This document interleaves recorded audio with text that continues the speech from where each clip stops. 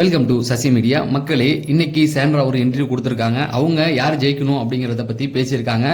அதேதான் கானவனத் அவர்கள் பேசினாங்களே, அதே போல் இவங்களும் ஒரு சில விஷயங்கள் பேசியிருக்காங்க. அது என்னென்ன அப்படிங்கிறத பார்க்கலாம். அதுக்கப்புறம் மிட்வீக் விஷயம் இருக்கா இல்லையா அப்படிங்கிறத பார்த்துடலாம். அதுக்கப்புறம் விஜய் சேதுபதி எந்த மாதிரியான ஒரு சில முடிவுகள் எடுப்பார் அப்படிங்கிறதையும் இந்த வீடியோவில் நம்ம சும்மா டிஸ்கஸ் பண்ணுவோம் அப்படிங்கிறத சொல்லி, ஃபர்ஸ்ட் எடுத்தோன்னா லைக்கை போடுங்க. காலையிலேருந்து எந்த வீடியோவும் பெரிய ரீச் ஆகலை. லைக்கை போடுங்க, லைக்கை போட்டால் தான் போகும். ஓகேவா? ஃபர்ஸ்ட்டு எடுத்த உடனே நேற்று கானவனத் அவர்கள் பற்றி பேசியிருந்தேன் இல்லையா, அவர் வீட்டுக்கு போயிட்டாரு. திரும்பவும் வந்து ஒரு இன்டர்வியூ கூப்பிட்டுருக்காங்க. நாளைக்கு வர போகிறாரு. நாளைக்கு சாண்ட்ரா அவங்க எல்லாருமே வந்துருவார். அவர் வந்து என்னென்ன விஷயங்கள் பண்ணுவார் அப்படிங்கிற ஒரு யோசனை எனக்குள்ளே ஓடிக்கிட்டு இருக்கு. கண்டிப்பாக அரோராவை பற்றி வந்து நீ சொல்லி தான் நான் எடுக்கலை அப்படிங்கிறத வந்து பேசுவார். பட் அவருடைய அந்த ஃபன் சைடு இன்னும் கொஞ்சம் அதிகமாகவும் எனக்கு ஒரே ஒரு ஆசை இருக்குது. இன்னும் நள்ளிரவு வீடியோ வந்து இன்னைக்கு வந்து புதனா செவ்வாய் புதன் வியாழன் வெள்ளி, இன்னும் 4 நாள் இருக்குது.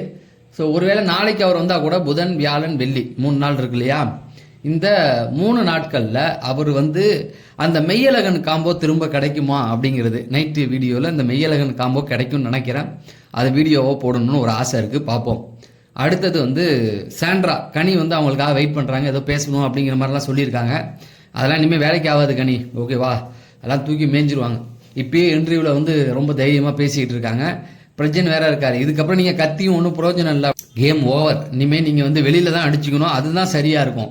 அப்போ தான் எங்களுக்கு மே மாதம் வரைக்கும் கண்டென்ட் கிடைக்கும். எல்லாத்தையும் வீட்டுக்குள்ளே பேசி தீர்த்துக்கிறாதீங்க, விடுங்க அப்படிங்கிற மாதிரி இருந்தது.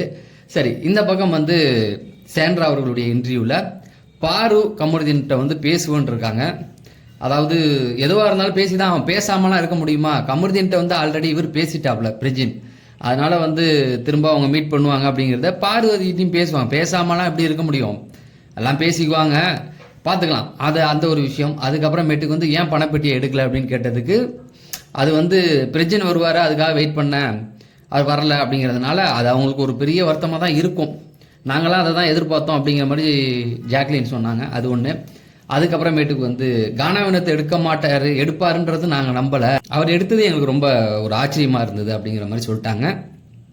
அதுக்கப்புறம் யார் ஜெயிப்பாங்க அப்படின்னு ஜாக்லின் கேட்டாங்க. அப்போ வந்து சபரி தான் ஜெயிப்பார் அப்படிங்கிறத அவங்களும் சொன்னாங்க. ஸோ நல்லா பார்த்துங்க மக்களே, நேற்று வந்த கானவனத் அவர்களும் சபரி தான் ஜெயிப்பார் அப்படிங்கிற மாதிரி சொல்லியிருக்காங்க.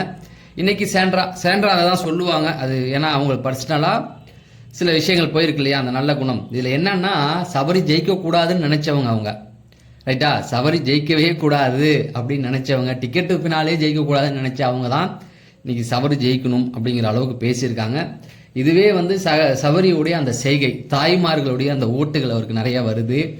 அதை தான் அந்த டிடிஎஃப் இதில் நடந்த அந்த ஒவ்வொரு விஷயமும் பல பேர்கிட்ட போய் ரீச் ஆகிருக்கு.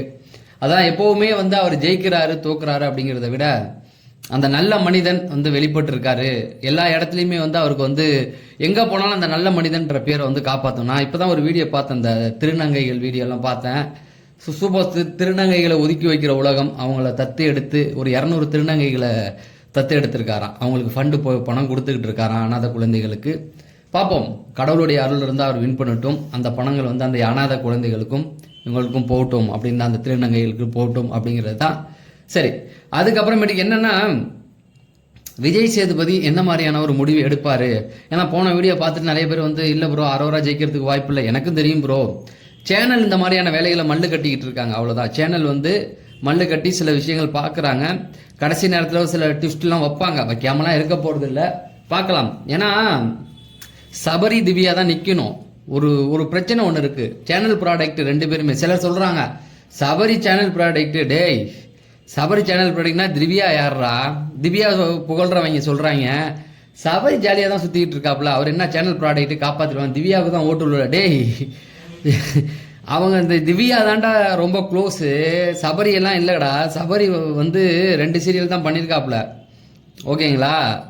சேனலுக்கு வந்து க்ளோஸு அப்படின்னு பார்த்தீங்கன்னா இப்போக்கி இந்த பிபி டீமுக்கு க்ளோஸ் வந்து திவ்யா தாண்டா.